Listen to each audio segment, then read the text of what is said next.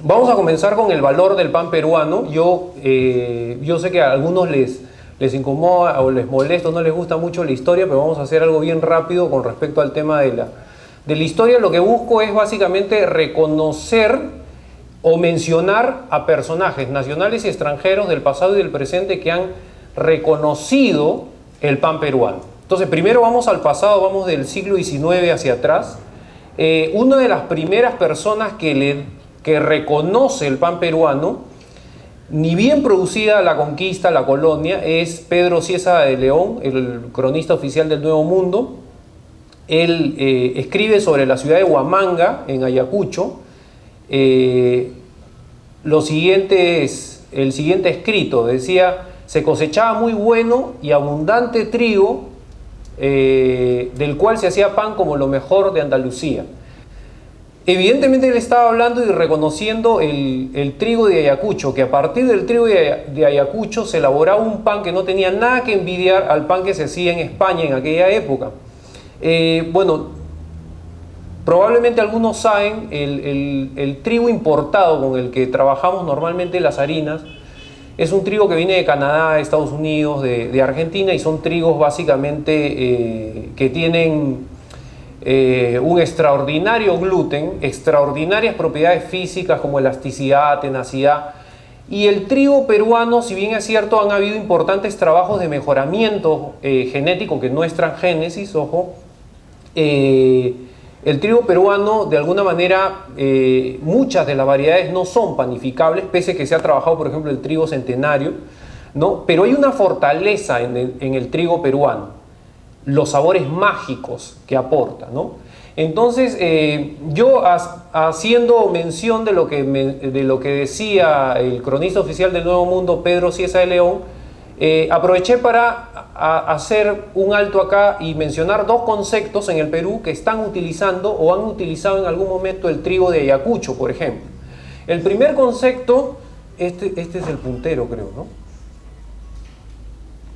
Ya. Esta panadería se llama El Gran Molino y es un empresario destacado en el sector panificación que se llama Celestino Peralta. Él tiene una cadena de creo que 15, 17 panaderías en el cono norte, es sumamente exitoso. Y él, por ejemplo, hace unos años ha trabajado tanto sus recetas de chuta, de guagua, de chapla, con trigo procedente de Ayacucho. Y dicho sea de paso, o sea, creo que aquí en la asociación muchos hemos probado los panes del señor Celestino, son extraordinarios. El aporte básicamente está en el tema de los sabores mágicos. Este concepto de aquí es un concepto bien interesante que yo siempre recomiendo a las personas que están interesadas de repente en desarrollar un negocio de panadería. Se llama El Pan de la Chola, es de Jonathan Day, es un actor que cayó seducido ante la pasión y la devoción por el pan. Él tiene un concepto bien interesante porque es una panadería artesanal que trabaja con masa madre, prefermentos, respeta mucho la fermentación y incluye la línea de muchos productos que están dentro de su carta, que son orgánicos, ¿no? Y es una de las panaderías muy reconocidas, inclusive por críticos gastronómicos destacados, ¿no? Entonces, él, por ejemplo, yo hace unos años, en la revista Panera tuvimos la oportunidad de entrevistarlo, tuve la oportunidad de ver su taller. Él tiene un molino de piedra y granito y él trabaja con trigos que vienen de Ayacucho, de Junín y de Ancash, y él mismo los procesa, él mismo los muele y con esas harinas elabora su pan, y su pan es realmente extraordinario. Entonces, el trigo ayacuchano es célebre, no solamente por las obras de José María Arguedas o algunos autores que han mencionado y destacado el trigo ayacuchano. La señora que ven ustedes ahí, la dama que ustedes ven ahí, se llama Flora Tristán, es una escritora reconocida, francesa. Ella es fundadora del movimiento feminista en el Perú y ella es de padre peruano y madre francesa. A la muerte del padre ella viene al Perú para cobrar parte de la herencia del tío, así que llega a Arequipa y llega una época de bastante turbulencia política, ¿no? Porque era la época del caudillismo en el Perú Y ella se asila en el convento de Santa Catalina y en la obra Peregrinaciones de una paria dice que una de las cosas que más le fascinó que hacían las monjas eran los panes dulces, los bizcochos, ¿no? Porque el Perú ha sido tierra de bizcocho y ahora prácticamente no tenemos nada de esa tradición histórica que ha tenido el Perú. Quiero terminar ahora sí con la parte histórica, con los personajes que reconocen, porque podríamos pasarnos toda la noche hablando de personajes del pasado y del presente que reconocen el pan peruano. Este es uno de los más grandes intelectuales del siglo XIX, se llama Federico Flores y Galindo. Él escribe unos poemas sobre las comidas y bebidas del Perú y escribe unos versos sobre un bizcocho tradicional peruano que también ya se está perdiendo. Y sus versos decían: a falta de dulce bizcochuelo, aquel bizcocho es un manjar del cielo. ¿A qué se llamaba en el siglo XIX el manjar del cielo? Al chancay, ¿no? Es más, si yo ahorita les digo, a ver, díganme un postre tradicional del mes morado, todos me van a decir a coro turrón de Doña Pepa. En la procesión de la Virgen de la Merced el 23 de septiembre era tradicional la presencia del chancay, como la del turrón en el caso del mes morado. Ahora sí, vamos a dejar de lado la historia y vamos a comenzar a hablar del pan peruano en el siglo XXI. Y la pregunta es, ¿el pan peruano sigue siendo reconocido? Pero vamos a hacer una pequeña aclaración. Nos vamos a olvidar de escuchar a autores peruanos, a personalidades peruanas, a gente de repente que está dentro del sector panificación y que conoce el tema, y vamos a comenzar a escuchar a gente de afuera que también es conocedor del pan y que dice sobre el pan peruano, críticos gastronómicos, maestros panaderos destacados de Francia e Italia. Así que vamos a comenzar. El señor que ustedes ven ahí se llama Ignacio Medina, es uno de los más grandes críticos gastronómicos que hay en el mundo, es sumamente destacado y brillante. Su crítica es sumamente dura, incisiva, afilada. Tan es así que él tiene una columna en la revista Somos todos los sábados en el diario El Comercio, y él desde hace unos años, es bueno mencionarlo, vive en el Perú. Y conoce el Perú porque él está tratando de investigar qué hay detrás de eso que se llama boom gastronómico. Él recorre el Perú más que cualquiera de nosotros juntos, ¿no? Conoce el Perú como la palma de su mano y sus críticas han sido sumamente duras. Por ejemplo, recuerdo un restaurante en particular, no voy a decir el nombre para que, porque ya bastante sufrió ese propietario. Le puso notas yo he visto notas de 10 o 11 sobre 20, ¿no? Decía, por ejemplo, de este restaurante que su ceviche es inexpresivo por más que esté elaborado a base de lenguado, que su lomo saltado deja mucho que desear porque las papas son sumamente húmedas y no son crujientes, y que su rocoto relleno se percibe de lejos que ha estado guardado en la refrigeradora toda una semana. O sea, lo hizo leña literalmente. Si ese propietario no se ha suicidado, de repente está pensando en hacerlo. Pero él, por ejemplo, escribe, y es bueno que lo sepan, escribió un libro en coautoría con Gastón Acurio y Ferran Adrià, que es uno de los mejores chefs del mundo, y ustedes ven ahí a Gastón con un rocoto y Ferran Adrià con un ají amarillo, y digamos que como para el preámbulo del tema que tenemos, ¿no? Edén.p, ¿a qué nos suena Edén?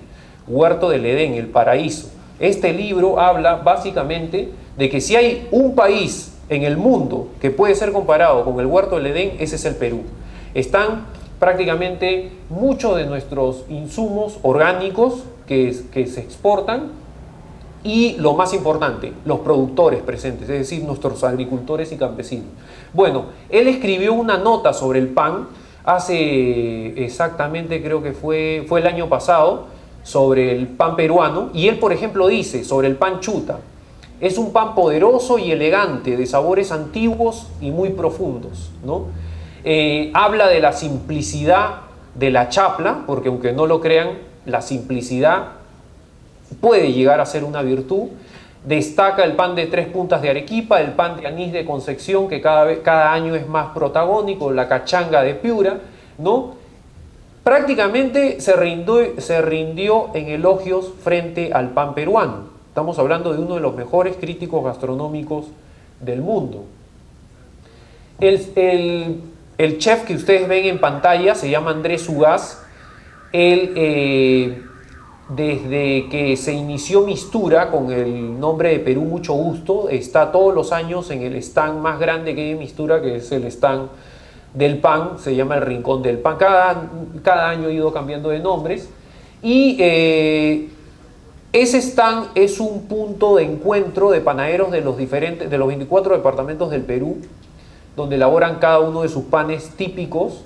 Él publicó un libro que se llama Panes del Perú, el encuentro del maíz y el trigo, en el 2007. Y en el 2008 este libro ingresó en un concurso mundial que se llama la Kurman Good Book Award, que es es algo así como el Oscar de la producción literaria en el tema de panes, en el tema de gastronomía, perdón, y tiene diferentes categorías. Este libro ocupó el primer lugar en la categoría de panes a nivel mundial, vuelvo a insistir, dejando de lado autores italianos, holandeses, franceses, japoneses, etcétera, etcétera, etcétera, etcétera. Entonces, ahora la pregunta es, ¿ese jurado por quién estaba formado? Básicamente estaba formado por los más grandes conocedores del tema del pan en el mundo. Y dicho sea de paso, es un libro que incluye a panes de 12 departamentos del Perú. Ese es el segundo. El tercero, evidentemente vivimos un boom gastronómico y nuestros cocineros no han estado ajenos al tema del pan. Ustedes saben que los restaurantes top del Perú, sobre todo de Lima, han comenzado a ingresar a las guías internacionales, a las guías gastronómicas más importantes. Una de ellas es, por ejemplo, la Restaurant Magazine, que todos los años hace una lista de los 50 mejores restaurantes de Latinoamérica. En el primer puesto está el Astrid Gastón de Gastón Acurio, en el puesto 4 está Central de Virgilio Martínez, en el puesto 7 está Malabar de Pedro Miguel Esquiafino, en el puesto 11 Maido de Milla, en el puesto 3 está Rafael de Rafael Osterling, puesto 14 Fiesta Gourmet de Héctor Solís y puesto 15 La Mar. Bueno, todos estos restaurantes tienen una característica. Ahora, antes que se me vaya la idea, el jurado está formado por los mejores críticos gastronómicos del mundo y ellos hacen una evaluación no solamente del servicio del restaurante, de la carta de entrada, fondos, postres o aperitivos, sino también de la carta de panes. Y ahí, por ejemplo, vemos la carta del restaurante central de Virgilio Martínez, que está, dicho sea de paso, en el puesto 4 según a nivel de Latinoamérica, puesto 14 o puesto 15 a nivel de la guía de San Pellegrino, o sea, dentro de los 15 mejores restaurantes del mundo. Y estos son los panes que ofrece. El primero es un pan de arracacha. Yo digo arracacha y probablemente muchos no sepan qué cosa es. Es una raíz que tiene la forma de la yuca y el sabor de la papa. Es, por ejemplo, típico en Moquegua. En muchas de sus cocinas se hacen ensaladas de arracacha, purés de arracacha que acompañan sus asados. En Chachapoyas hay una panadera, en Amazonas específicamente, Chachapoyas, la señora María Chuquibalqui, que hace el pan de arracacha, que es extraordinario. Se me fue. Ya, acá. El de en medio es un pan, y esta es la presentación, ¿no? En este tipo digamos, de presentación. El pan de en medio es un pan de airampo. El airampo es un fruto típico de la Sierra del Perú, Cusco, en Ayacucho, ¿no? Y el tercero es uno de los panes que yo debo reconocer, uno de los mejores que he probado en el Perú. Aparte del pan de plátano de Oxapampa, hay muchos panes muy ricos. Este es un pan de coca con eucalipto, ¿no? Entonces, volvemos a insistir nuevamente, el pan peruano reconocido afuera por jurados que forman parte que son los críticos gastronómicos más destacados en el mundo. El pan peruano sigue sonando afuera. Y bueno, esta es la última que les voy a dar, el cuarto caso. El año pasado, con gran júbilo y algarabía, celebramos que el equipo de la selección peruana de panaderos, dirigidas por Marín Astocóndor. El equipo estaba formado por Raúl Monsiváis y Omar de Bendezú. Participaron en el Mundial Gusto y Nutrición en Saint-Étienne, Francia, y ocuparon el primer puesto en la categoría el mejor pan nutritivo del mundo, que es el pan artesano de quinoa negra y quinoa roja. Quinoa negra la coyana y quinoa roja la pasancaya. Lo importante que hay que destacar, que ese mundial está organizado por la Asociación de los Embajadores del Pan, que estamos hablando de los mejores panaderos de Francia y los mejores panaderos del mundo. Acá termino con esto para hacer una reflexión.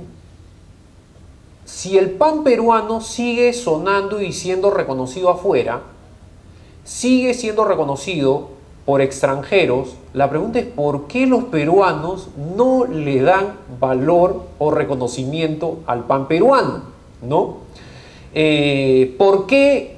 Y yo quiero, porque de repente a mí no me creen, pero quiero hacer mención de prácticamente el personaje más destacado en este momento en el Perú, que si hoy postula la presidencia, gana en primera vuelta, Gastón Acurio, cuando alguna vez en uno de sus programas dijo lo siguiente: pan baguette, croissant, ciabatta, brioche, y el pan peruano hizo la pregunta. Entonces, hay algo que está como que no encaja muy bien, y eso lo vamos a analizar desde el punto de vista sociológico, por así decirlo. Los peruanos sufrimos de un mal que se llama efecto retardado, ¿no? O sea, explicamos esto porque básicamente nuestra asociación busca preservar el pan peruano. Y les voy a poner dos o tres casos. El primero, el caso del cajón peruano.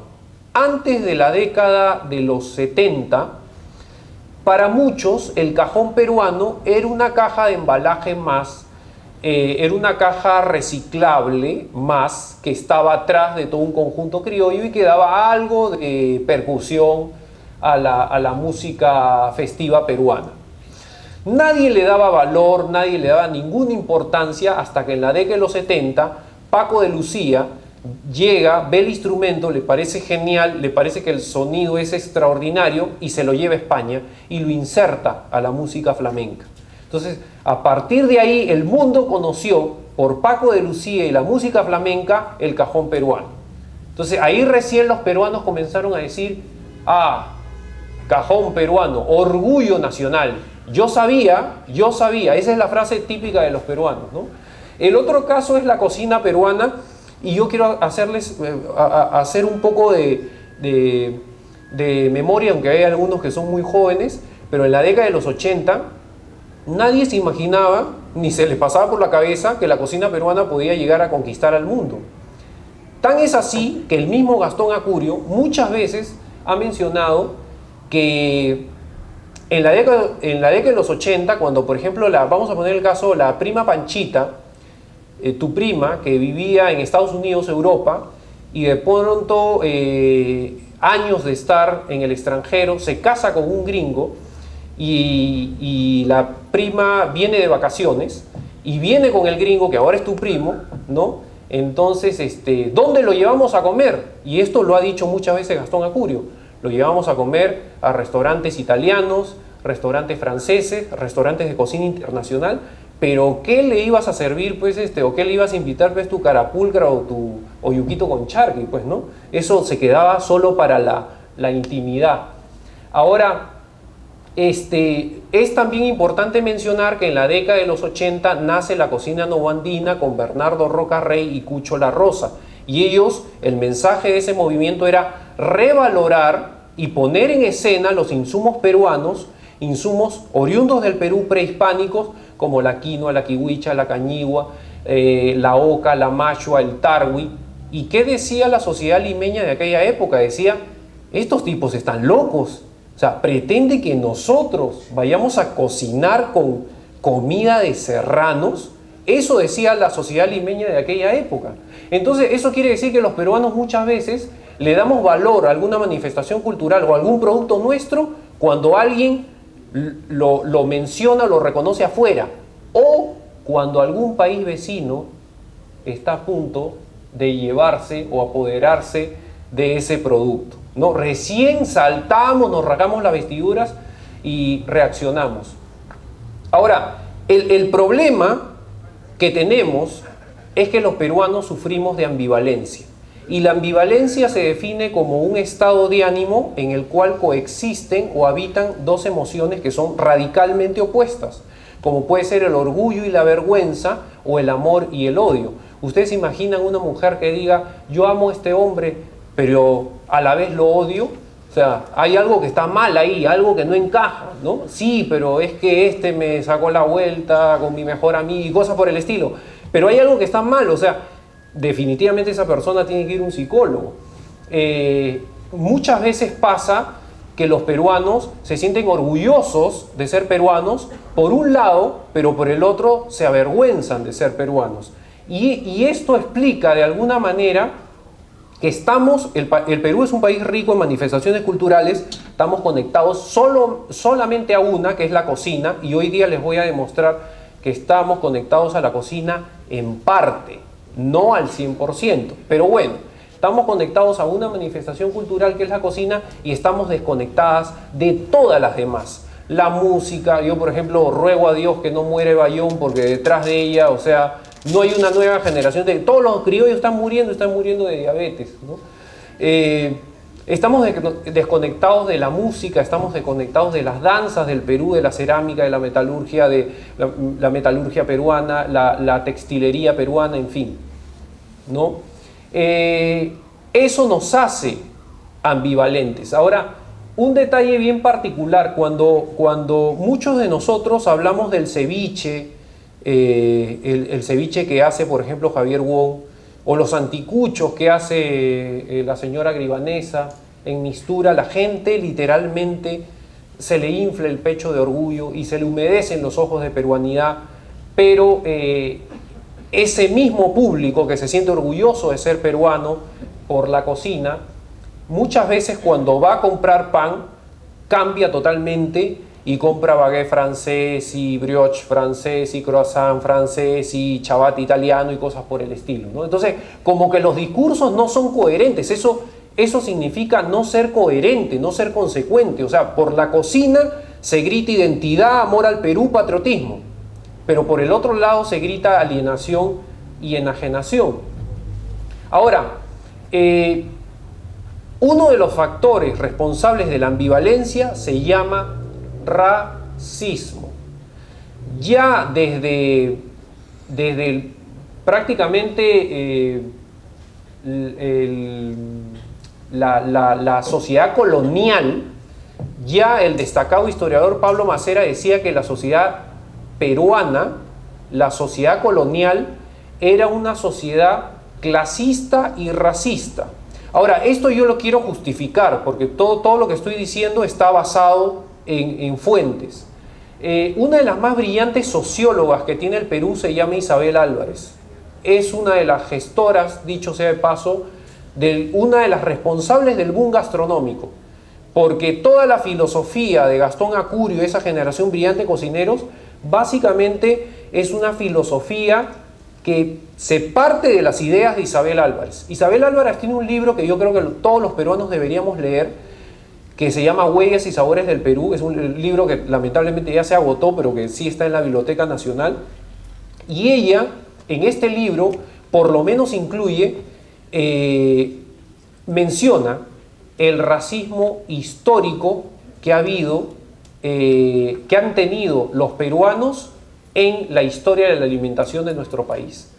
Ella habla del racismo solapado, encubierto y sutil de los peruanos, y ella dice textualmente que en el Perú ha habido racismo contra los insumos peruanos, contra los productos peruanos y contra la cocina peruana. Ahora, muchos de ustedes dirán, no, ahí sí no te creo. De los insumos y los productos puede ser, pero de la cocina no, porque en este momento la cocina es nuestro orgullo.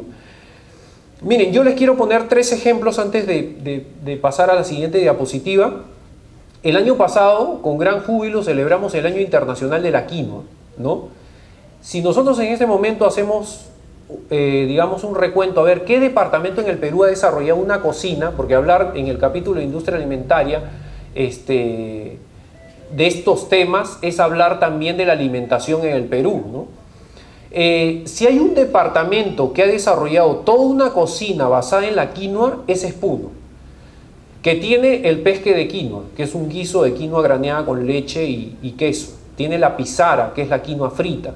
Tiene la licha, en otra zona se llama yicha, que es el uso de las hojas de quinoa en el terreno de las ensaladas.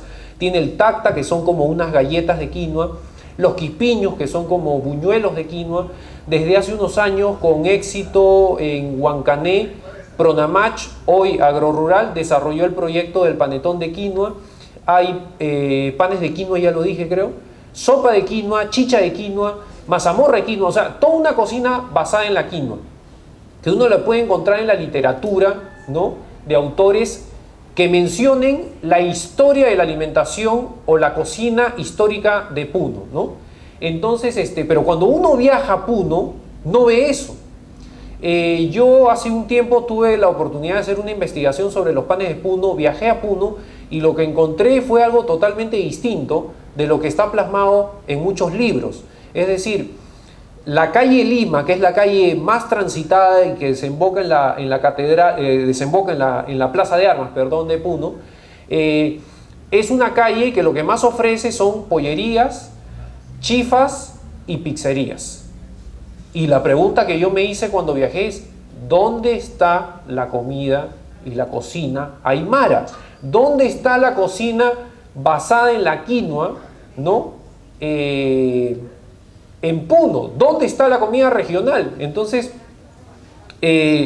cuando yo regresé a Lima, yo tuve dos sensaciones. La primera, una mal sensación de boca, evidentemente, porque no encontré la cocina regional que yo buscaba. Y número dos, de repente me puse a pensar, de repente yo he buscado mal, ¿no?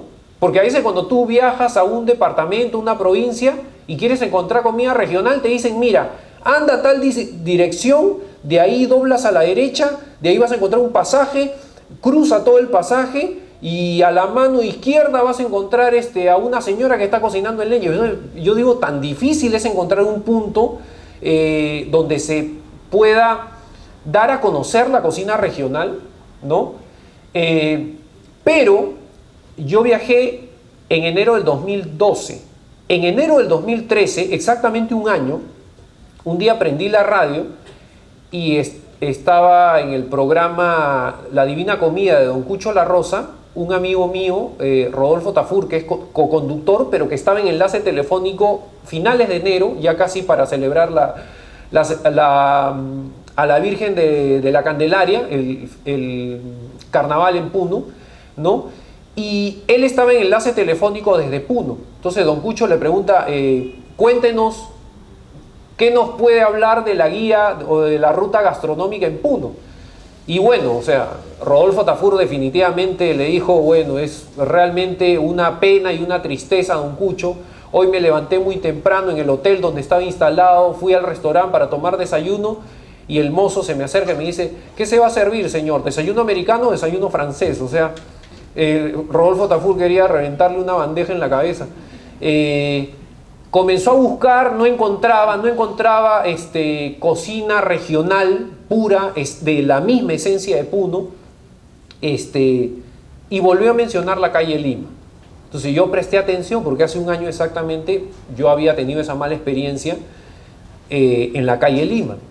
Y Rodolfo Tafur dice, no es posible, don Cucho, que en Puno, ¿no?, y en la calle Lima, que es una de las calles más transitadas, el producto o el plato que más se venda sea la pizza americana y la pizza mexicana. Entonces, ¿no? Y esto que yo viví en el 2012 lo vuelve nuevamente a mencionar Ignacio Medina, crítico gastronómico español, el año pasado en un evento que organizó Edelnor que se llamó Diálogo sobre la Quinoa, donde estuvo Antonio Brat y donde mencionó nuevamente la calle Lima y dijo cómo es posible, siendo español él, llamando la atención a los peruanos, cómo es posible que en esa calle tan transitada solamente lo que se venda sea pizzas, ¿no?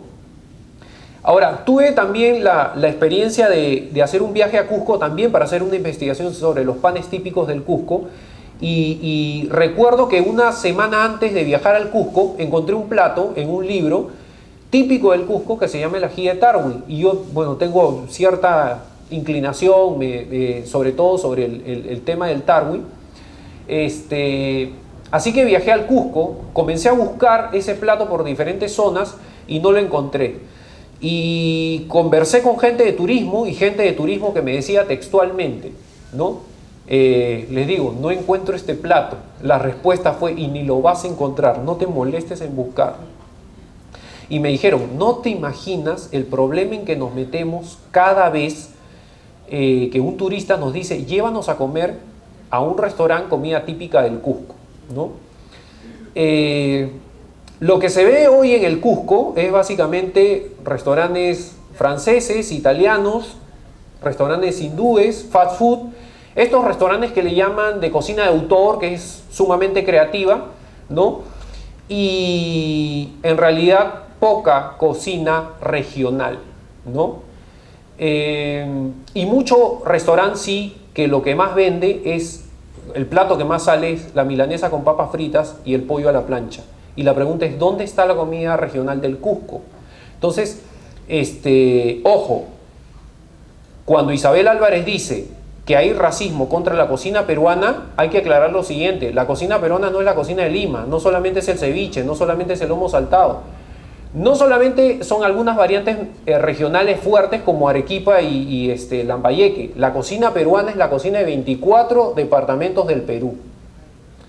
Entonces, pasó esto con la quinoa en Puno, pasó esto con el tarwi en el Cusco, y ustedes ven acá una bolsita que dice tococh.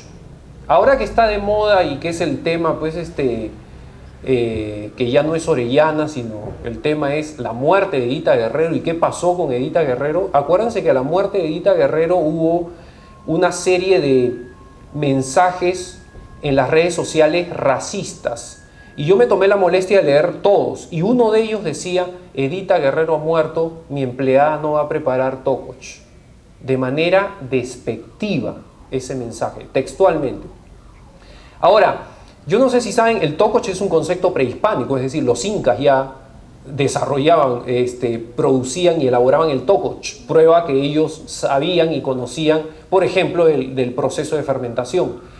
Cuando uno habla del nacionalismo arraigado de los mexicanos, por ejemplo, los mexicanos tienen un concepto prehispánico que se llama tortilla de maíz. Antes de la llegada de los españoles, los mexicanos ya hacían tortilla de maíz. Yo no concibo la vida de un mexicano sin su tortilla de maíz. Los colombianos y venezolanos, y perdón si hay uno acá, que no tienen de repente una cocina tan variada como la nuestra, tienen un concepto prehispánico que se llama arepa. Y yo no concibo la vida de un colombiano sin su arepa. Sin embargo, un producto como el tococh, que es prehispánico, antes de la llegada de los españoles, es un producto que está inmerso en un ostracismo, postergado, relegado, excluido. La pregunta es, ¿no hay racismo en la cocina peruana, con los insumos peruanos y con los productos peruanos?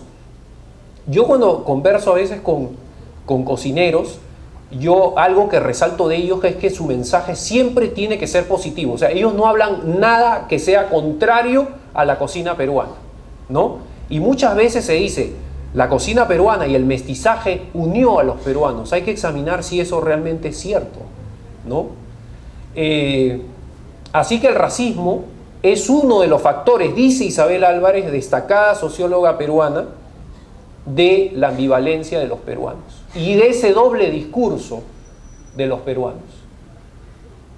Ahora, esta es una nota, ya para entrar un poco directamente al tema, esta es una nota que menciona Ignacio Medina en uno de sus artículos, para que vean que lo que yo digo no es mentira, uno de los mejores críticos gastronómicos del mundo, español, y que le llama la atención a los peruanos. Es más, en este momento se está llevando a cabo un congreso latinoamericano de cocina, donde está Rodolfo Tafur.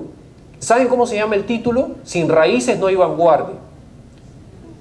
Repito, sin raíces no hay vanguardia. Es decir, hoy hay una cocina creativa, los cocineros inventan.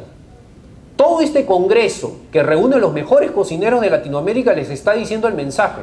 Si tú vas a ser creativo, si vas a innovar y crear en la cocina, básate en tus raíces. Ahora, miren lo que dice Ignacio Medina en su viaje al Cusco, que fue algo básicamente que yo percibí también en el viaje al Cusco. Dice, 100 veces más pizzas que platos locales y 1000 cocinas impostadas, sin alma ni nada que las justifique. Las referencias mediterráneas se combinan con las cocinas ajenas, consagrando una fórmula que niega y desprecia lo local, casi con la única excepción de Chicha. Se está refiriendo al restaurante Gastón Acurio, Chicha de cocina regional, que está en el Cusco. O sea, esto es lo que opina Ignacio Medina acerca de las ofertas gastronómicas en el Cusco. Y creo que eso es importante transmitir a la nueva generación, los que hoy están estudiando industrias alimentarias, para que pongan el ojo directamente, ¿no?, a investigar el tema de la biodiversidad, porque hay mucho por descubrir. Todo el tema de la selva es un mundo por descubrir, ¿no? Y comenzar a trabajar, ¿no?, utilizando insumos peruanos y transformándolos. Bueno. Otro artículo de Ignacio Medina para terminar un poco este tema, esta primera parte del valor del pan peruano. En uno de sus artículos del año pasado, del mes de enero-febrero, decía retos de la cocina peruana para el 2013. Y de los 5 retos, uno de ellos decía, los peruanos tienen que desesperadamente recuperar su recetario oculto, cocina regional, que recuperen sus entradas, su fondo, sus postres, sus aperitivos y sus panes. Si esto está pasando con la cocina regional en pleno boom gastronómico y están desapareciendo platos que detrás de ellos hay insumos peruanos como la quinoa, la cañigua, la kiwicha, ¿no?, ¿cuánto más nuestros panes? Vamos a hablar acerca de la biodiversidad de nuestro país. Nosotros en el Perú tenemos uno de los peruanos más ilustres y más brillantes que se llama Antonio Brat. Antonio Brat dice que no solamente el Perú forma parte de los 17 países megadiversos, sino que además el Perú y China son los 2 países que han aportado mayor cantidad de recursos genéticos al mundo. Y eso tiene un valor. Pero no solamente hablemos de la riqueza de manifestaciones culturales que tiene el Perú, hablemos de la riqueza en biodiversidad que tiene el Perú. Y el Perú no solamente tiene una riqueza en biodiversidad, en insumos, sino la historia de esa biodiversidad, los mitos y las leyendas de esa biodiversidad, es algo que no tiene otro país en el mundo. Otra vez, un ratito, nomás un cachito para hablar un poco de historia. Ustedes dirán, ¿por qué los peruanos tienen esa fascinación por la comida? ¿Por qué los peruanos, si no están comiendo, están hablando de comida o están pensando en comida? Yo que hablo más en charlas y que soy más tímido cuando entro a grupos nuevos, yo me he descubierto que una forma de romper el hielo en un grupo que recién se conoce es hablar de comida. Y siempre me funciona. La leyenda de los hermanos Ayar. Ayar significa quinoa. No es casualidad.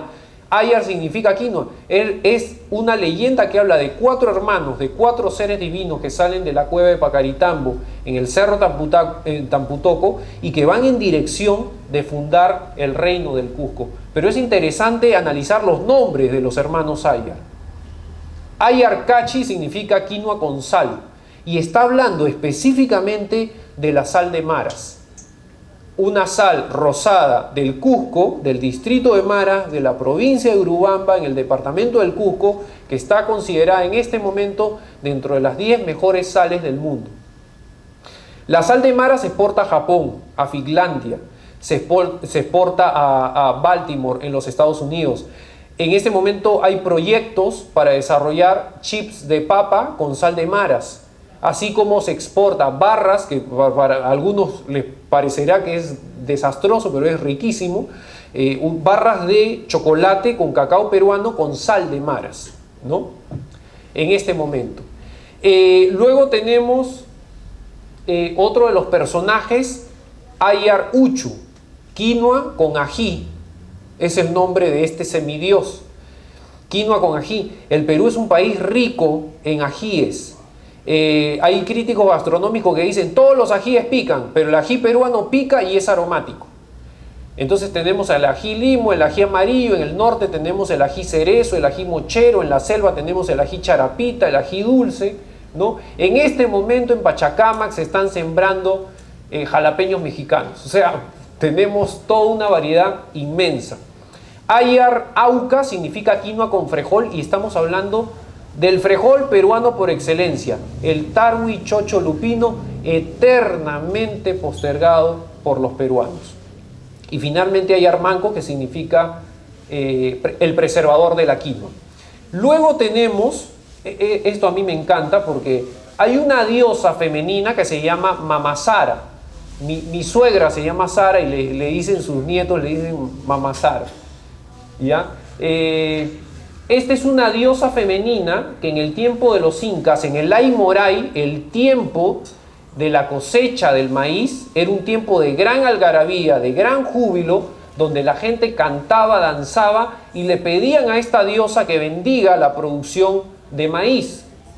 En toda América prehispánica al maíz se le llamaba maíz, pero en el Perú se le llamaba Sara, es decir, una diosa representada por el maíz. Y nosotros, otro detalle, a mí me enseñaron en el colegio que el maíz no era peruano, que era mexicano. Y ustedes saben que estudios hechos por la Universidad Agraria entre el 2007 y 2011 por el doctor Alexander Grossman, que han descubierto en la zona de la Libertad, en Huacaprieta, en Paredones, han descubierto muestras que datan del 6700 a.C. y muestras carbonizadas de maíz del 7200 a.C. Palabras del mismo doctor Alexander Grossman: el maíz peruano se desarrolló de manera independiente al maíz mexicano, número 1. Número 2, el maíz peruano es tan o más antiguo que el maíz mexicano. Felicitaciones, el maíz es peruano. Tenía razón Cucho La Rosa cuando dijo eso. Ahora, algo que yo no me percaté cuando fui a Puno a hacer la investigación, pero que sí se percató Rodolfo Tafur, que lo he mencionado varias veces, es uno de los más grandes investigadores sobre la cocina peruana, pero sobre todo la historia de la cocina andina. En la Catedral de Puno aparecen dos sirenas, y uno dice, ¿y qué hacen dos sirenas en la Catedral de Puno, que están entre Marcos y Mateo? Bueno, hay una leyenda que dice que estas dos sirenas salieron del lago Titicaca y le pidieron a la diosa, la mamacha Atac, que Atac viene de Ataco, que significa alegría en medio de la tristeza, el poder procrear, ¿no? Entonces, la mamacha Atac inmediatamente convocó un dios que todos asumen que es Tunupa y tuvo relaciones con una de las sirenas y luego tuvo después relaciones con otra de las sirenas y producto de esa relación se produjo una lluvia de granos. Ahora la pregunta es, ¿qué grano era? Atac viene de Ataco y estamos hablando del amaranto, el Amaranthus caudatus, que es la kiwicha. O sea, por donde tú vayas. Y esto me hace recordar algo que decía justamente Rodolfo Tafur. Cuando en el siglo XVI los españoles querían comunicarse con su Dios del cristianismo, lo hacían a través de la palabra, oraciones en sus rezos. Cuando los aztecas querían comunicarse con sus dioses, lo hacían a través de la sangre, la prueba de la película Apocalipto. Pero cuando los antiguos peruanos, los incas, querían comunicarse con sus dioses, lo hacían a través del alimento. Y es más, no solamente alimentos como ofrenda, gran parte de sus dioses eran alimentos, porque Huiracocha, una de las divinidades más antiguas del mundo andino, la palabra huira significa caña de maíz y la palabra cocha es la deformación de chocla. O sea, fíjense qué curioso, una de las divinidades más antiguas del mundo andino era un maíz. Entonces, esto que en el pasado fue motivo, y eso prueba por qué los peruanos tenemos ese fanatismo con la cocina, que si no estamos comiendo, estamos pensando en comida o estamos hablando de comida, eso prueba el que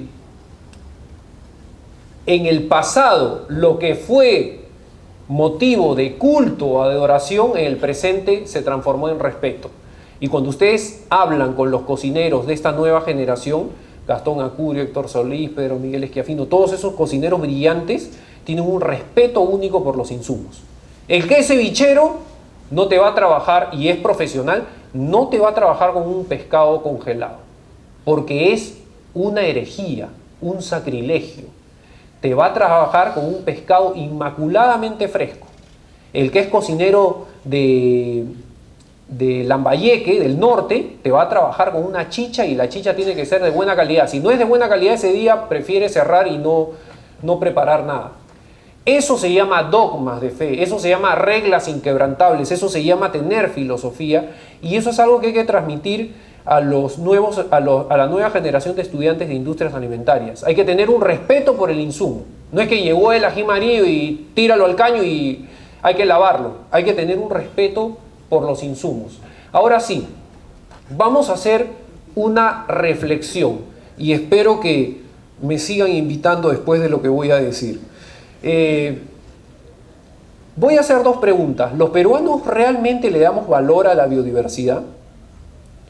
¿Los peruanos realmente estamos desarrollando políticas con visión de futuro para preservar la biodiversidad? Yo quiero contarles algunos casos. Felizmente son pocos, así que no creo que pase nada.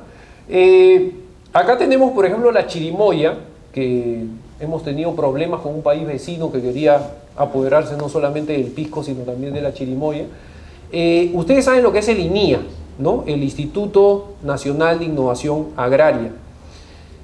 El INIA tiene en la Molina un banco de germoplasma, que es un banco de información genética de 4 de las frutas más importantes que tiene el Perú, que son la chirimoya, el mango, la lúcuma y la palta. En el caso de la chirimoya, en ese banco de germoplasma hay, no sé si decir hay o había, 431 variedades de chirimoya. Es decir, hay 431 arbolitos, cada uno con un cartel al costado que dice variedad y características botánicas, ¿no? La pregunta es, ¿para qué sirve un banco de germoplasma? O sea, Dios no quiera que mañana haya un desastre ecológico, cambio climatológico, lo que sea, y se pierda una variedad de, vamos a poner, de mango en Piura.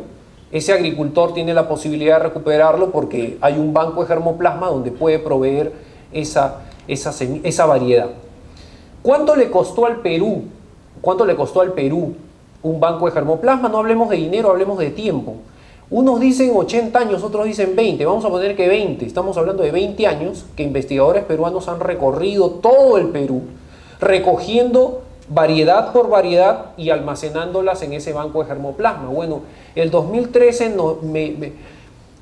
y esto es preocupante porque llamó la atención de pocos en realidad, que una carta del Ministerio de Agricultura diga textualmente de que desalojen ese banco de germoplasma, porque sobre ese banco de germoplasma vamos a construir las nuevas instalaciones del Ministerio de Agricultura. Fueron 2 informes claros de panorama, ¿no? Donde ante el segundo informe, ya como el ministerio como que se tiró para atrás y dijo, no se preocupen, no vamos a tocar ni un centímetro cuadrado de ese banco de germoplasma. Pero, oh sorpresa, en enero del 2014, de este año, todos los trabajadores que participaron en ese informe fueron despedidos, incluyendo el ingeniero William Daga, que es uno de los más grandes conocedores del tema de frutales en el Perú. En enero, febrero de este año, en Radio Exitosa, uno de los trabajadores denunció de que se había quitado el presupuesto para el mantenimiento de este banco de germoplasma. Y que es más, se había ordenado sacar cada uno de los carteles que indicaban variedad y características botánicas. Entonces, más que un tema de denunciar, es, ¿los peruanos realmente estamos trabajando, o sea, estamos desarrollando políticas con visión de futuro con el propósito de preservar nuestra biodiversidad? ¿O es que pensamos que la biodiversidad es un bien vitalicio, eterno, que nos va a durar para toda la vida? Estas imágenes también eso es lo que me llama la atención, porque creo que los peruanos, además de ambivalencia, a veces sufrimos de abulia, que es falta de voluntad, dejadez, desgano, una pasividad única. O sea, hay gente que no se inmuta ante estas imágenes que pasan todos los días, no solamente en Puerto Maldonado, no solamente en Madre de Dios, estamos hablando de todo el Perú, estamos hablando de la minería ilegal. Cuando hablamos de la minería ilegal, estamos hablando de un sector que en este momento está produciendo 600 millones de dólares, más de 600 millones de dólares al año. Y es una minería que destruye. Ustedes saben que para la extracción del oro, que no solamente se hace en Madre de Dios, se utiliza un elemento químico que es el mercurio. Y el mercurio es altamente contaminante. El mercurio produce efectos irreversibles en el medio ambiente y en el ser humano. No hay manera de recuperar el medio ambiente cuando ha sido atacado o ha sido expuesto al mercurio. Si ustedes en este momento entran a Google y buscan la enfermedad de Minamata, encontrarán que significa envenenamiento por mercurio. ¿Por qué? Porque en la bahía de Minamata, en la década de los 50, hubo un accidente en el cual una fábrica liberó grandes cantidades de mercurio, contaminó el mar, contaminó los peces y la gente consumió, porque evidentemente en Japón la cocina japonesa, que es una cocina muy saludable, salvo con los tempura, evidentemente se basa en el pescado.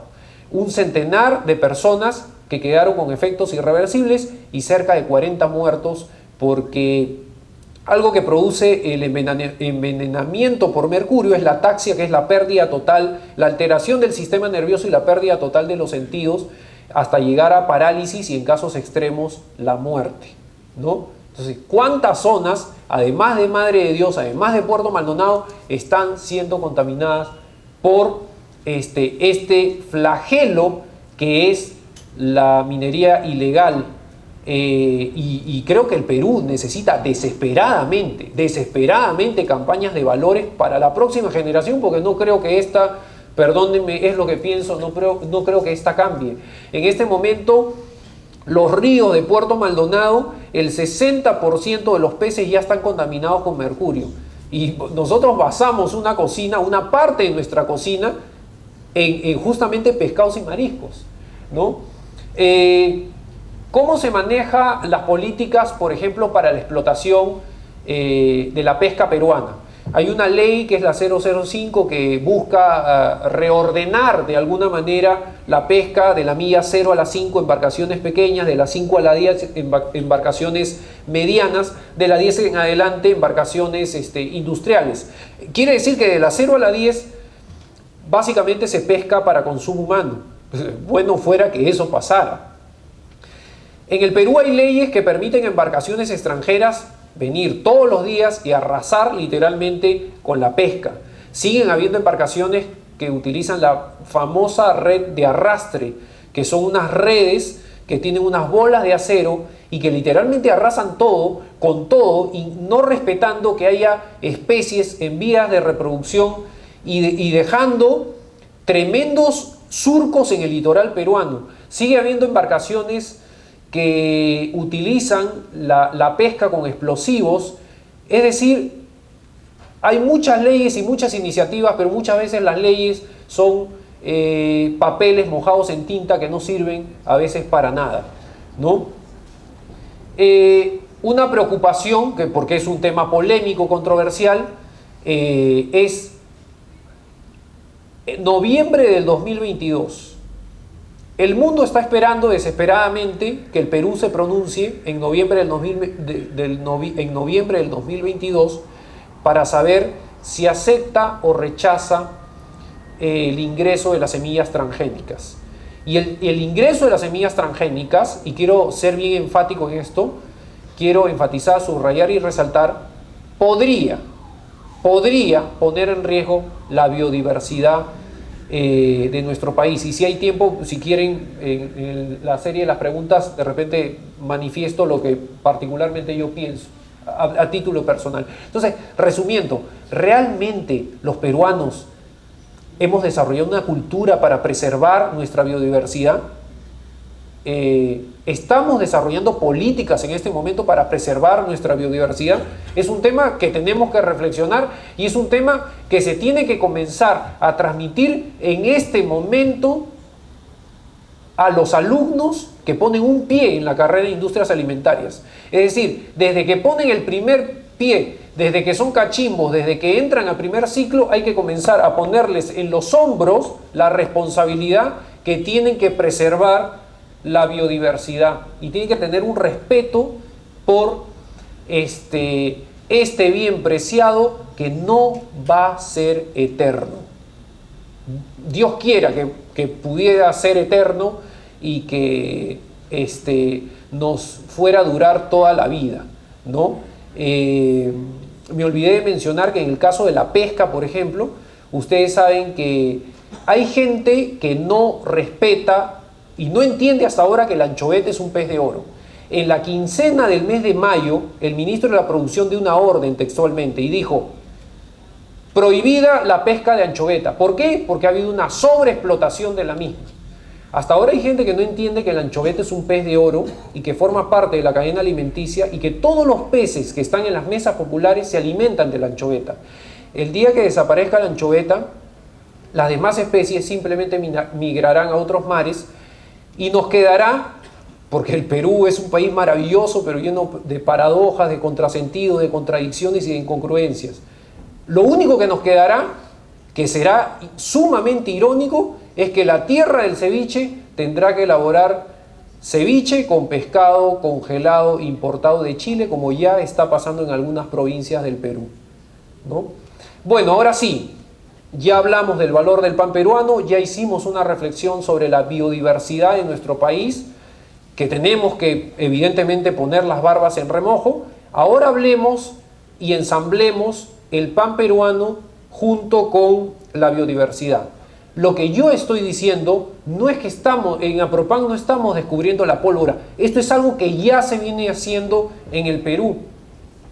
Les decía que hace unos años Pronamach, hoy Agrorural, por ejemplo, en la zona de Huancané, inició campañas con los agricultores de quinoa. Hoy día, gracias a Dios, y por el Año Internacional de la Quinoa, hemos superado las 50.000 toneladas métricas en producción anual de quinoa. Claro que la gran mayoría se va a exportación y hasta ahora yo me pregunto, ¿los peruanos consumen quinoa?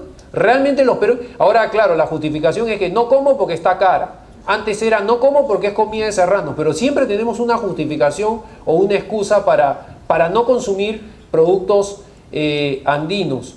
Lo que se hizo en Puno realmente fue extraordinario porque se comenzó a trabajar con dos granos, la quinoa y la cañigua, para hacer panes, galletas, queques, alfajores y el panetón de quinoa que justamente les mencionaba hace un momento.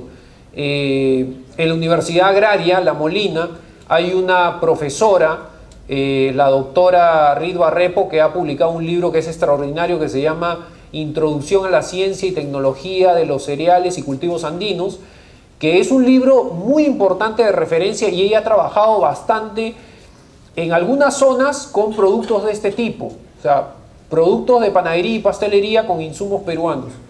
Este pan que ven ustedes acá es un pan que se hace en Oxapampa, en Villarrica. Es un pan de zapallo, por eso el color, no es que tiene tartracina, ¿ya? Es un pan de zapallo porque si hay algo que dejaron como legado importante los colonos alemanes en las zonas que poblaron Villarrica, Oxapampa, Posuso, es que primero los alemanes, o sea, ¿quién consume más pan en el mundo? Alemania, más de 100 kilos de pan al año. Y este es algo que es un fenómeno que sucede en la selva, ¿no? Porque normalmente la selva tiende a consumir menos pan, pero en Oxapampa, Posuso y Villarrica no solamente hay un importante consumo de pan, sino que además la gente tiene la costumbre de hacer pan en casa y utiliza los insumos que tiene a la mano. El camote, el plátano, les decía que el pan de plátano de Oxapampa es uno de los más ricos que he probado. Tienen el maíz, tienen diferentes insumos, todo es fresco, se utiliza la leche del establo que tienen en la casa, se usa los huevos del corral, o sea, es extraordinario. Y este tipo de panes se han ido desarrollando, así como en Huancavelica. Si tú vas a Huancavelica, si pasas por Iscuchaca, vas a encontrar el pan de calabaza, que también es extraordinario. Esto creo que es algo digno de mencionar, lo que pasó en Marayhuaca, en la Sierra de Lambayeque, 3.500 metros sobre el nivel del mar, una población de campesinos pobres que lo único que tenían era un paisaje lleno de pinos. De pronto les ataca una plaga, comienzan a salir unos misteriosos hongos que hacían una simbiosis con estos pinos, y la gente se asustó, hasta que un ingeniero agrónomo tomó una de estas muestras de estos hongos, lo llevó al laboratorio, descartó que sean hongos alucinógenos, venenosos, y encontró que tenían, como es clásico en los hongos, un importante valor nutritivo por el lado de las proteínas. Llegó a la comunidad, le dijo: muchachos, ¿qué tal si hacemos algo con este producto? Y todos a coro le dijeron panetón. Transformaron en harina y con eso hicieron el panetón de Marayhuaca, que ha estado en Mistura y que es mundialmente famoso en este momento, ¿no? Entonces, si uno recorre el Perú, si uno que es bueno también para los estudiantes de industrias alimentarias visitar y recorrer el Perú, no hay manera de amar el Perú si no lo recorres, si no lo conoces. Vas a encontrar en diferentes zonas, departamentos, provincias, distritos y anexos, que ya están utilizando los insumos de la zona. Los más finos, como decía, y más destacados, restaurantes top de Lima, los que están dentro de las guías más importantes en Latinoamérica y en el mundo, incluyen panes que van de la mano con la biodiversidad. Los panes que ofrecen no es brioche, no es croissant, no es pan vienés, campesino, no. Por ejemplo, el Astrid Gastón ha tenido históricamente su pan de papa amarilla. El Central, ya les dije que tiene el pan de arracacha, el pan de irampo y el pan de coca con eucalipto. En el caso de Malabar, antes de hablarle del pan que hace Malabar, quería hacer una aclaración. Cuando tú te vas de Moquegua a Torata, ¿no? En medio, en el recorrido, vas a encontrar un cerro que tiene una forma de baúl y se llama el Cerro Baúl, ¿no? En esa zona, en la parte alta, se ha descubierto que era dominios de la cultura Wari, del imperio Wari. Esa zona alta, era un espacio de almacén y elaboración de chicha de molle. Y uno de los panes más destacados que hace, y que dicho por el mismo Pedro Miguel Esquiafino en Malabar, es uno de los panes que más le encanta, es el pan de pimienta molle. Luego tenemos, bueno, no tiene que ver con la biodiversidad, pero sí con los panes típicos. Uno de los restaurantes que más me ha llamado la atención es el Fiesta Gourmet, que es cocina de Lambayeque, cocina de Chiclayo, llevado al terreno gourmet de un restaurante 5 tenedores. Y lo que hizo Héctor Solís realmente fue extraordinario, porque fue hacer una investigación de los panes típicos de Lambayeque, ¿no? Y llevarlos al terreno de ese restaurante lujoso. Entonces tiene la marraqueta de Monsefú, tiene los bollitos de yema, tiene el pan de manteca y tiene incluso... Ay, se me fue, no sé quién me puede ayudar. Uy, ya no importa. Y tiene incluso las empanadas de globo, que son esas empanadas de aire que no tienen nada dentro, ¿no? ¿Dónde está? Ya. Uno de los restaurantes que más me llamó la atención, y que fue un artículo que publiqué en la revista Panera en la penúltima edición, en la edición 44, 43 y 44, mi artículo se llamó Carta de panes en los restaurantes top de Lima.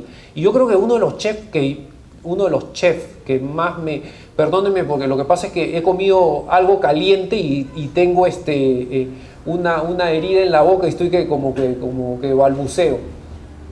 Uno de los chefs que más me llamó la atención fue un chef que es muy perfil bajo. Se llama Jaime Pesaque, del restaurante Maita. Cuando yo conversé con él, una de las preguntas que le hice es: me parece que eres perfil bajo, me parece que no te gusta figurar mucho. Y me dijo, sí, a mí me gusta más estar en mi cocina. Pero ese chico que tiene 34 años solamente, tiene restaurantes. Cuando yo me enteré, porque hice una investigación antes de hacerle la entrevista, tiene restaurantes en diferentes partes. Tiene el Maita en Miraflores, tiene Calle del Medio en el Cusco, tiene el restaurante Nuna en Punta del Este, Uruguay, o sea, el balneario más nice de Sudamérica. Tiene 3 locales de un restaurante que se llama Subiche en Miami Beach. Tiene Raimi en Nueva York. Acaba de inaugurar hace poco el Maita en Hong Kong, porque ya está entrando la cocina peruana evidentemente a Asia. Y tiene 2 proyectos para el 2016. Y uno de esos proyectos es un restaurante en Dubái. O sea, imagínense, ya Mónaco dejó de ser la ciudad más cara y más de mayor glamour del mundo, ahora es Dubái. Y él va a tener pronto un restaurante ahí. Y los panes que él ofrece en este restaurante es un pan de camote amarillo, este camote que es rico en betacarotenos, y un pan tipo hamburguesa de quinoa negra y de quinoa roja, ¿no? De la Coyana y la Pasancaya. Entonces, y esto, me olvidaba, estos son panes que se han elaborado en el restaurante El Señorío de Sulco, de Flavio Solórzano y de Isabel Álvarez, la socióloga que les mencionaba. Acá tienen ellos una especie de brioche de ají amarillo, y este pan es un pan multigrano que tiene quinoa, kiwicha y cañigua, granos andinos. Y estos panes fueron elaborados por un amigo nuestro, Abdón Ruiz, que es 2 veces ganador del concurso al panadero joven de Mistura y que también representó al Perú en el Mundial Gusto y Nutrición en Francia, ¿no?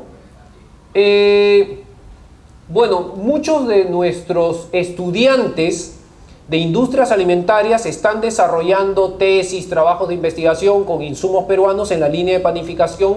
Hay que cuidar nada más que esas tesis no se apolillen, que no se queden, como dicen siempre, durmiendo el sueño de los justos. Hay que tratar de aplicarlas. Por ejemplo, quería comentarles de algunos, básicamente. Por ejemplo, es un pan. Nosotros tenemos un programa en Radio Dionisos que se llama Cuidado Panaderos Trabajando, y los estudiantes de la Universidad Perú Unión nos llevaron este panetón de cañigua con chispas de chocolate. Muy rico. No tiene nada que envidiar al panetón tradicional. Y estos grisinos de acá es de un alumno que también es de la Universidad Peruana Unión. Él es de Cajamarca. Él se trajo el pajuro, que es el frejol del Inca, llamado el frejol del Inca, es un frejol gigante. Se lo trajo de Cajamarca, lo comenzó a procesar, lo transformó en harina y a partir de eso elaboró estos grisinos de cañigua, perdón, de pajuro, es una leguminosa. Bueno, ahora sí, ya para terminar, ya porque los he notado muy calladitos, me preocupa eso, no sé. Miren, cuando estuvimos con la ingeniera Teresa Paza, la ingeniera Elizabeth, planificando esta charla, nos pasó algo anecdótico, ¿no? Justo llegó el ingeniero Carlos Elías de la Agraria y los 3 hemos sido alumnos del ingeniero Carlos Elías. Bueno, el ingeniero no creo que se acuerde de mí, pero ha sido mi profesor. Entonces, nos preguntó qué cosa era Propan y nosotros le comentamos de que habíamos percibido de que yo pensé que me iba a pegar, pero no, o sea, una de las cosas que nos dijo el ingeniero Elías coincidió totalmente con nuestra filosofía y eso nos agradó bastante, porque algo que yo he percibido quizás es que como estudiante de industrias alimentarias, como ingeniero ahora de industrias alimentarias, pero en mi época de estudiante, cuando me tocaba estudiar la agricultura del Perú, siempre era una historia de postergación, una historia donde el campesino no tenía un espacio, no tenía un reconocimiento, ¿no? Y la labor que debimos haber hecho los ingenieros en industrias alimentarias, que muchos hemos estado muy ocupados en nuestros laboratorios, haciendo investigaciones, haciendo publicaciones, o desarrollando tesis, o cosas por el estilo, metidos en 4 paredes, Esa labor que debimos haber hecho nosotros la hicieron los cocineros en el Perú. Los cocineros salieron de su comodidad de sus restaurantes y salieron rumbo a ensuciarse los pies de zapatos, los zapatos, a esta hora ya no coordino, a ensuciarse los zapatos de polvo y de tierra para acercarse al campesino y decirle: ¿en qué te puedo ayudar? ¿Cómo puedo hacer que tu producto sea valorado para que tú te sientas valorado? Me hubiera gustado poner una imagen de Iván Quisik, ahí está Gastón Acurio y Héctor Solís, pero Iván Quisik, cuando yo hablo con mis alumnos, le digo, es un chef que murió en su ley. ¿Qué estaba haciendo minutos antes de morir Iván Quisik en ese accidente donde murieron también los dos cocineros de Nanca? Estaban en contacto con productores de papas, estaban en contacto con los campesinos. Yo no sé si ustedes saben, pero bueno, ustedes saben que el Perú es un país donde el deporte nacional es criticar al otro, y a los cocineros también a veces los critican con exceso de protagonismo y en fin. Pero yo no he visto una cámara que transmita lo que hacen en este momento los cocineros. Que cada vez que hay una siembra de papas en la sierra, en Huancavelica, en Junín o en Ayacucho, todos los cocineros se van y están en ese momento que es solemne y que es sagrado junto con los agricultores y los campesinos. Cada vez que hay cosecha de papas, todos los cocineros se van y están en contacto con el agricultor. Yo creo que ese es el mensaje que hay que darle a la nueva generación. A los futuros ingenieros en industrias alimentarias hay que decirle que tienen que estar en contacto con los agricultores, que tienen que estar en contacto con los pescadores, que tienen que estar en contacto con los ganaderos. En el caso de Apropan, tenemos que estar en contacto con los panaderos. Pese que yo pienso que los panaderos deberían tener una propia asociación, pero creo que tenemos que estar cerca y reconocer esa labor histórica de los panaderos y panaderas, porque es muy importante el papel de la mujer en la panadería peruana, y al panadero nunca se le ha reconocido. Yo quiero decirles que cuando muchas veces hemos conversado en la asociación y con gente del sector panificación, como me decía Abdón Ruiz, un destacado panadero, el panadero en el Perú es panadero dentro del taller, pero afuera es un agente secreto, no quiere que nadie se entere que es panadero porque es algo que lo avergüenza. Entonces es importante preservar la biodiversidad, pero también sacar provecho de ella. Para terminar, háganme acordar antes que se me vaya que voy a solamente citar una frase que me parece interesante de Antonio Raimondi, pero bueno, hemos preparado para ustedes con mucho... todavía no se muevan, todavía no se muevan. Pero hemos preparado para ustedes con mucho cariño, es algo pequeño, pero hemos preparado panes que vayan con relación a esta charla, porque creemos en esto, porque estamos convencidos en esto, de que este es uno de los caminos que hay que seguir. En la IVA, que es en el 2007, una de las ferias más grandes que hay en Alemania sobre panadería, ya había stand y espacios para la panadería orgánica, para los productos orgánicos. Y hoy van a probar ustedes, vuelvo a insistir, enfatizo, resalto y subrayo, no se muevan, van a probar un pan de café que nos ha traído nuestra amiga Sara Carrascal de Aromas y Cafés del Perú. Ese café es un café Tunqui, es el mejor café del mundo, y es un sueño que yo he tenido siempre, hacer un pan con el café Tunqui. Ella además es conductora también del programa Aromas y Cafés del Perú en Radio Dionisos y es una preservadora, una Gastón Acurio del tema del café, y también evidentemente ha desarrollado variedades como el café Coya del sur, Huanca del centro, y el último me olvidé.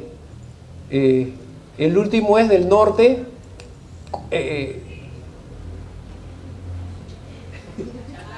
Chalán. Van a encontrar también unos panes de cacao peruano. Bueno, ahí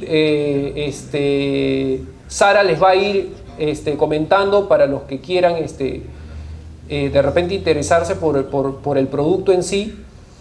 Hemos traído también un pan de cacao peruano. Este es cacao, literalmente cobertura bitter de cacao peruano, de la selva, específicamente de Huánuco, y hemos hecho un pan con este producto que cada día nos sorprende más, y hemos hecho un pan de quinoa roja y quinoa negra.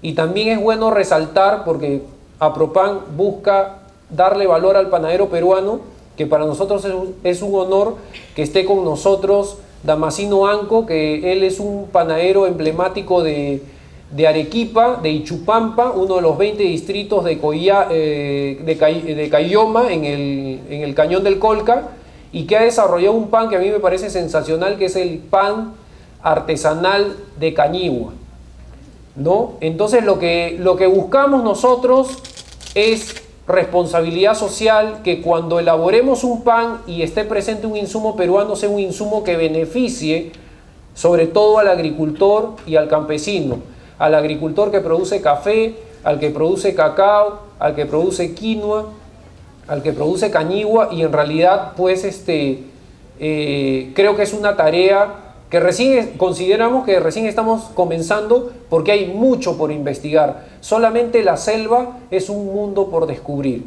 Bueno, y simplemente termino con la frase de uno de los eternos enamorados del Perú, que es Antonio Raimondi, ya tengo hambre ya, quien dice, este mensaje para los futuros ingenieros en industrias alimentarias. Antonio Raimondi dice en su obra El Perú, tomo 2, jóvenes peruanos, dad tregua a la política y consagraos a conocer vuestro país, tienen que conocer vuestro país y los inmensos recursos que él posee. Muchas gracias y muy amable.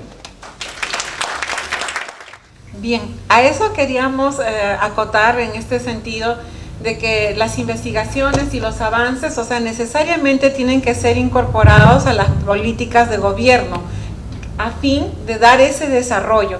Por ejemplo, hará unos 20 años se decía que la alfalfa no podía crecer a más de 2.500 metros sobre el nivel del mar.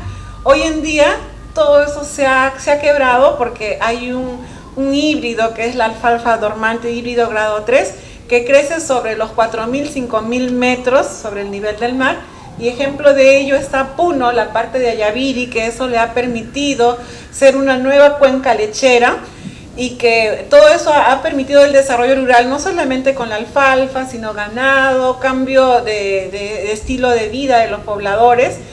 Y es lo mismo que tendríamos que implementar. Y ese proyecto de la alfalfa dormante, por ejemplo, fue gracias a la colaboración que hubo con Cáritas del Perú, y instituciones privadas, y se ha logrado, ¿no? Se ha logrado un desarrollo integral, de tal manera que muchas veces el gobierno dice cambien de cultivo. No, porque en las mejores épocas de cosecha, por ejemplo en el caso de la papa, vayamos como un ejemplo, como un parangón que nos va a servir más adelante, los campesinos en la mejor cosecha recibían entre 5.000 a 6.000 soles de rédito, de ganancia.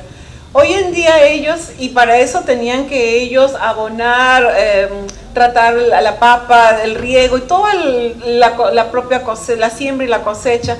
Y hoy en día con la alfalfa dormante siembran la alfalfa, y en este caso, por ejemplo, la alfalfa vive aproximadamente 20 años, tiene una profundidad en raíz de 12 metros, no requiere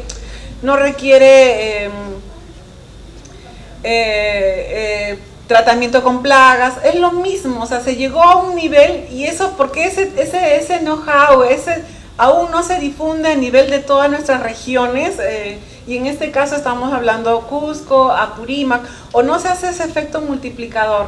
Entonces, toda vez que tengamos nosotros desde la sociedad civil, hagamos una presión, o sea, podemos que todo esto se vuelva una política de Estado para que apoye al desarrollo, que esos conocimientos que están guardados en el mejor sentido de la palabra en las universidades, en las instituciones de investigación, sean difundidos y sean plasmados en aras de que nosotros también nos desmistifiquemos y se diga que el Perú no produce trigo, ¿no? Sino porque todo es de las importaciones, y bueno, hay todo un tema en cuanto a la producción, y que en realidad no ha servido para que nosotros podamos tener un desarrollo sostenible. ¿Alguna otra pregunta? Bueno, ingenieros, ingenieras, público participante, para nosotros es de beneplácito siempre contar con el apoyo del ingeniero Gago, APROPAN y todos nuestros aliados que están vinculados necesariamente en temas como en este caso de seguridad alimentaria, de inocuidad, de transformación. Si bien es cierto, tenemos que poner nuestro grano de arena para ir sembrando cada día y poder cosechar más adelante.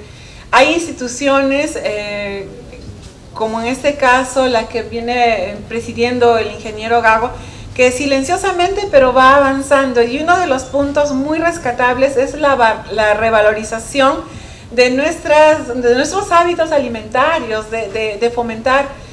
Antes nunca se veían lo que es las chaplas o las guaguas, ¿no? Pero hoy en día cada vez hay mayor aceptación, hay una penetración a nivel de un nicho de mercado específico, y más aún, si tenemos la posibilidad de que todos estos productos sean elaborados con insumos estrictamente producidos en nuestro país y con las condiciones de inocuidad, de sanidad, es un plus más, es una estrella más a la revalorización de nuestros productos dentro del ámbito de la globalización en el cual cada vez estamos inmersos, y de tal manera que nuestros productos también sean valorizados y a nivel internacional, ¿no? Es como los productos de panificación internacionales, ellos ya tienen de por sí ya una fama, un mercado específico. Basta que uno relacione el nombre con determinado nombre de pan,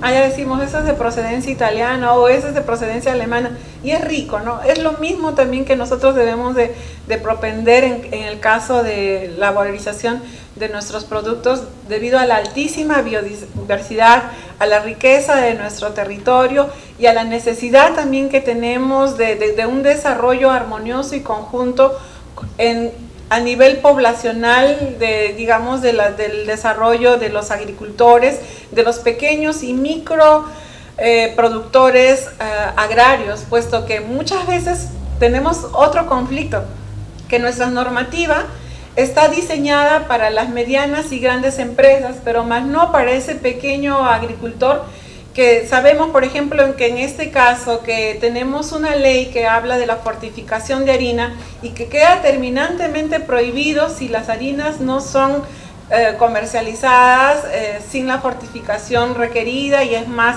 está hasta es materia de sanción. En cuanto a la producción, similarmente, tenemos que en este caso el productor de procesamiento primario, es decir, el que saca el trigo, el que va a vender su trigo, necesita tener una autorización sanitaria de establecimiento dedicado al procesamiento primario de productos agropecuarios emitido por el SENASA. ¿Y el SENASA qué pide? Pide que esto se tiene que hacer con una autorización y que implica la aplicación del sistema HACCP. Entonces, no hay un pequeño agricultor, un pequeño procesador, en realidad no les permite la misma legislación insertarse a un mercado formal, ¿no? ¿Por qué? Porque si los detectan, inmediatamente son materia de un procedimiento sancionador, cierre, quiebra.